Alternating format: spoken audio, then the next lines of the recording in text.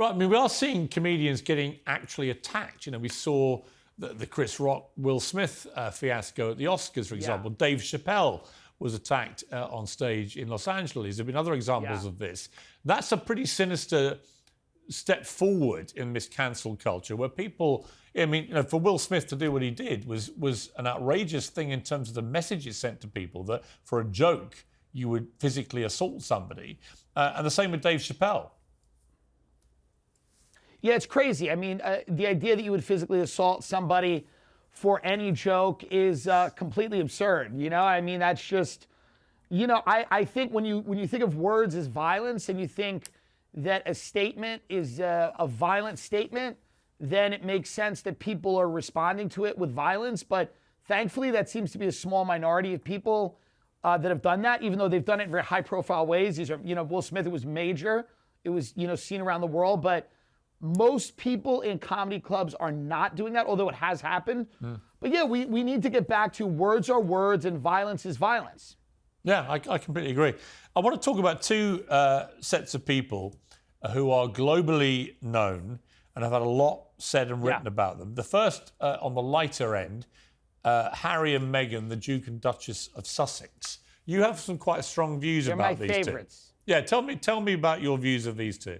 I love them. They're my favorites. You know, reality television in America had kind of died down, and they've brought it back. It's very interesting to make a 3-part documentary on Netflix about how bad things are while living in a castle. I find the lack of self-awareness there to be very fun. I mean, they're very funny. They simulated some type of car chase in New York City that didn't really happen. There was a cab driver that was driving them around, said it did not happen. You know, I know people in Los Angeles that they've texted and reached out to because they kind of want to hang out in these circles with celebrities. They got a big deal at Spotify. Spotify didn't make any money. Now the articles are coming out that Spotify lost a lot of money, giving them money to do all these things that they never ended up really doing, and nobody ended up listening after the first few episodes. So victimhood, it makes me laugh. And when someone is clearly not a victim, and I think living in a castle, being part of a royal family, would make you not a victim. Yes. And to me, to portray yourself as somebody who's having a rough go of it whilst living in a castle with royal protection and then leaving and flying to America to stay in the home of a big celebrity, and it's a beautiful home, they make me laugh. I mean, I like them. I hope they don't go away. I hope they keep doing this. I hope they keep behaving shamefully. It's great for the tabloids. It's great for us. We keep doing it. Keep simulating car chases, simulate terrorist attacks, whatever they want to do that keeps them in the news, I'm all for it. Are you as amused by your country's political situation right now? Because many people outside of America are looking at the prospect of Joe Biden, who can barely string a sentence together or stand on his feet, coming up against a guy in Donald Trump who's now had nearly 100 criminal charges leveled against him. The idea this is the best America can do is ridiculous and laughable. But do you find it as funny?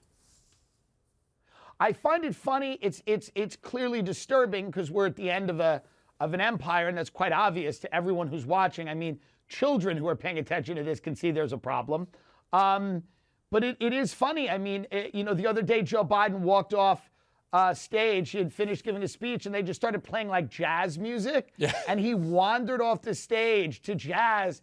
And it was like the most poetic moment of like the sun setting on the empire, like it's finally over. This guy's just kind of wandering off the stage to like jazz piano as it ends. Yeah, no, it's disturbing, but it's also, you know, you gotta enjoy your life. And these are things you don't have a lot of control over. So you really have to just kind of laugh. It is funny. You can't get away from it. The Tim Dillon Show, hugely popular, 568,000 subscribers. Congratulations on that. We love more. Sorry, you want more? We all want more. I'm not going to boast that I've got 1.5 million. More. I don't want to tell you I've got 1.5 million subscribers. I don't want to make you feel jealous. Yeah. But on a serious note, it's great to have you on the show. Please come back. You're a very funny guy, and we appreciate it. Thank you. Thank you so much, Piers. I'd love to see you in London. Thank you, buddy.